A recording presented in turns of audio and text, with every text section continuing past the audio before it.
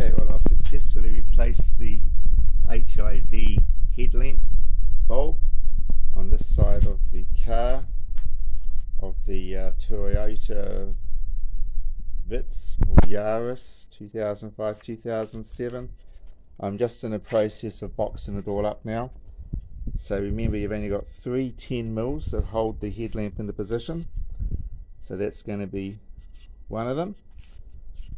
Your next one is down in here.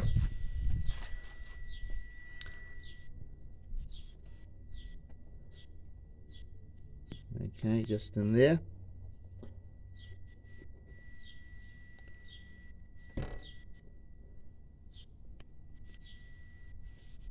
And I'll just bring that back a little bit so we can see it more easily. So that's that one just down in there. Goes into the plastic insert. Okay, I found that one there was easy to do without any extension. Just get your little 10mm socket on there and away you go.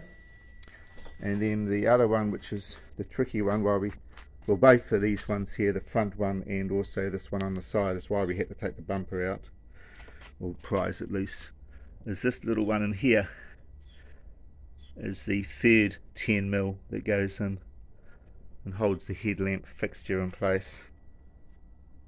So typical Toyota engineering, nicely done in my opinion. You just have to follow the steps.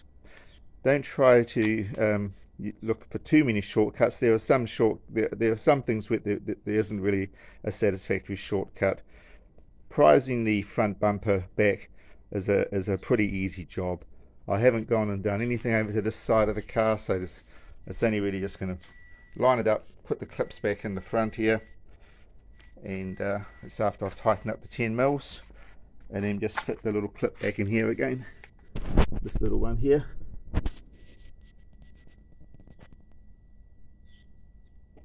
Which will be fairly easy to do. Don't forget about that one. And of course we'll just push it back nicely into the security clamp here, the clip here. Okay, thank you for watching this little series on replacing the headlamp bulb on these Yarises. My one is actually an HID, so you can actually hear a little bit of a sound coming from the igniter. Great little cars these.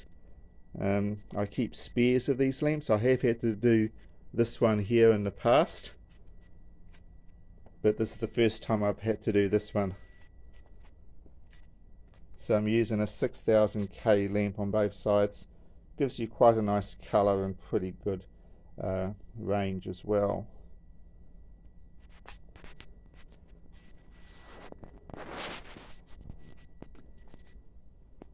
Some of you might be interested in how the Mercedes is going. Well, she's going like a champ. No problems at all after replacing the timing chain on this car. She just runs and runs and runs. I'm very, very pleased with the work that I carried out in this car. Purrs away nicely.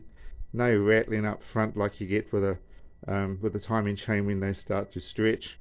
Nice and quiet and tight. I think I've now done oh gosh, I can't remember exactly, just a few thousand kilometers, what, maybe 3,000 or 4,000 k's since I did the job, so she's pretty much a brand new situation. Haven't managed to get back to this motorbike here. This is the 230cc engine into this CTX 200 frame. Just things have got in the way of me at the moment, and just need to get onto that hopefully over summer. And then back in here onto the COF 230. Just got to put this tyre on when I get the inclination. They're quite hard to stretch on. And of course one of my favourites, my 250 degree here in the background, just sitting in there quietly. I'll run a little video on my Santa Fe. I'm having a lot of trouble with the Santa Fe air conditioning system. This is the plastic fascia that goes on the dashboard.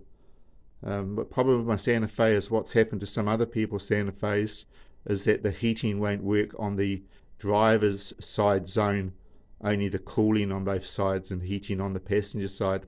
And it's the little air damping motor that moves the airflow around the AC system that's faulty, but to get to it is absolutely a nightmare. I've taken most of the dashboard apart, but I'll run a separate video on how to go about doing that. Hopefully it'll help some of you that have this fairly common problem with the Santa Fe 2007, 2000 through about 2012 model. And you might be wondering, hey John, where is the old 1990 Honda XR250R? Well, don't worry, it's just sitting in storage. She's as good as gold. And I'm still hoping to do a little inclusive video of these 4 bikes just purring away together so you can listen to the engines. So I guess my favourite is still my XR250R, but the problem with that bike is the kicking it over with the kickstart. It's just a pain. If they'd put an electric start on that bike, it would just be a superb trail bike. So my interest at the moment is on the little COF 230. Light little bike, easy to ride, easy to start, easy in every respect, easy to work on. Very simple little bike. Not a lot of power, but enough for trail rides. I'm not a very heavy person. Well, hard this probably is a bit tricky. I'm in my base about 78, 79 kg, so this bike is not too bad for me actually, power to weight wise. So yeah, these are some extra lamps that I've got for the next time, and these are the old lamps. I tend to hold on to the old parts just in case I need to check on part numbers in the future. So I'll box all this up, and thank you very much for taking an interest in the little Yaris. They are a fantastic little car, but every now and again, like any car, you're going to have a headlamp bulb go, and this is how you go about doing that task yourself. Bye bye.